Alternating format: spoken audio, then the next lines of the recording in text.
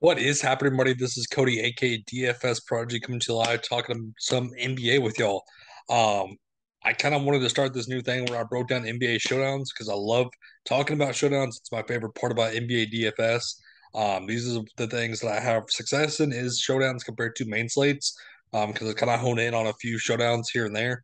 Um, but the days I'm off work and I have more time, I do work a other job beyond DFS, but I love, like I said, I love showdowns. I love kind of breaking them down and looking at the aspect of who we can jam in here and there, what value we're going to play with the captain. So like I said, stay tuned for more showdowns. I'm going to start breaking these down. I'm going to break down the featured ones that are on DraftKings. So for tomorrow, this is the featured one with Portland at Phoenix. It's going to be a late night hammer.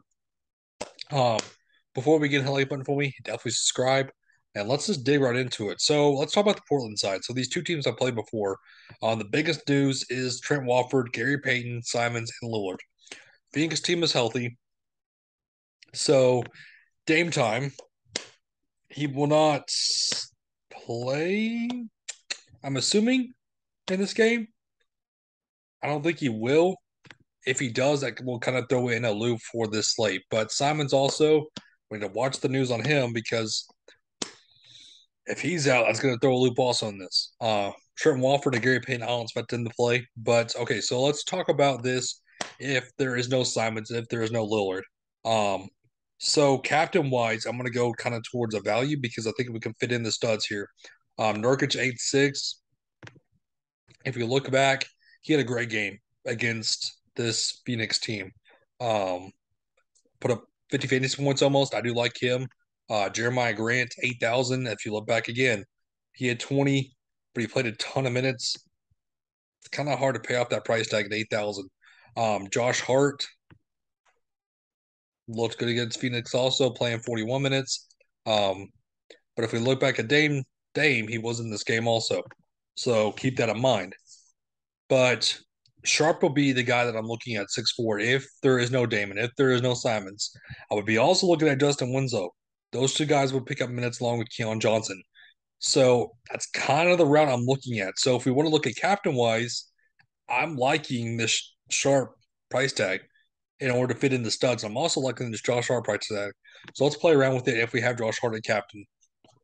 And if we want to go for the value with Keon Johnson at 3-6, Keon Johnson's the ultimate value on the slate at 3-6. He's going to see minutes. He's going to pick up a ton of minutes, like I said, with possibly no Dame, possibly no Simons. That would be the key to the slate. And I also like Nurkic, obviously, in this spot. So I'm kind of liking this route we're going with Josh Hart, Keon Johnson, and Nurkic. If Dame time is in, I want to be kind of lower my expectations on Keon Johnson. There would be no playing Keon Johnson. Keon Johnson's only in if there's no Simons, if there's no Dame. Keep that in mind. On the Phoenix side, though, Devin Booker had a great game against this team, but at 10-6, can he pay off that price tag? Because last game he got about 45 fantasy points in this matchup. At 10-6, you're going to need a 50 bomb. But the guy who did get the 50 bomb was Chris Paul at 9-2. I do like him at 9-2. DeAndre Ayton looked good against this team at 8-2. I do like his upside. Michael Bridges looked good also at 7-8. The guy who didn't do too well was Cam Johnson at 7,000. That's my worrisome spot is Cam Johnson here. But that was his second game back, I believe, from the injury. If we look back, yeah, second game he played 23 minutes, went 2 for 9. He kind of looked rusty at first, and then he's now kind of starting to get back in rhythm these past 3 games. He'd be a GPP dart. That would be the pivot off of Mikel Bridges or DeAndre Ayton. Torrey Craig, I'm not really on. I'm not really on the value on this team. So that's the kind of route I'm going is let's play around with it. So if we play, like I said, if we play Josh Hart, we can get to possibly Devin Booker. That leaves it with 6-9. I don't like the options here at 6-9. You can go to Sharp, you can go to Winslow, so you can go with that route. But if we play, let's play around with it when we have Chris Paul at captain. That gives you 6-7 left over if you want to play DeAndre Ayton. That leaves you 5-2. That leaves you in a dead range. Yeah, I don't like this. That leaves you in a complete dead range. If you fade DeAndre Ayton, if you want to play Josh Hart, still I wouldn't mind getting the Winslow. That would be an option at 5'8". So I don't mind that.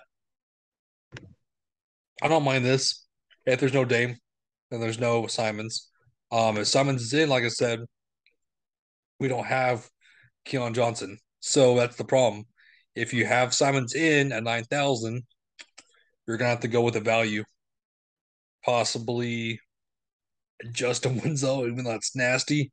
Um, but that's kind of the route I'm going. Is I'm banking on Simons being out. That's what I'm really banking on because if he's in, it kind of throws his whole slate in for a loop, and I'm not liking it. So I kind of built a way. Like I said, I kind of built y'all a lineup where if Lillard and Simons is out, we can go that route. Um, worth the route you could go. If Simons is in, that leaves out Sharp too. So I would be banking on Winslow for my low owned captain for value. Um, but yeah, that's kind of the run I'm going. But like I said, I like talking showdowns with y'all. I like kind of talking through the building up a couple lineups here and there. But like I said, stay tuned for more. We're definitely going to have more. Um, but that kind of wraps up the safe rest though. Thank you for tuning in. It was a great and safe rest tonight. Have a good one, everybody.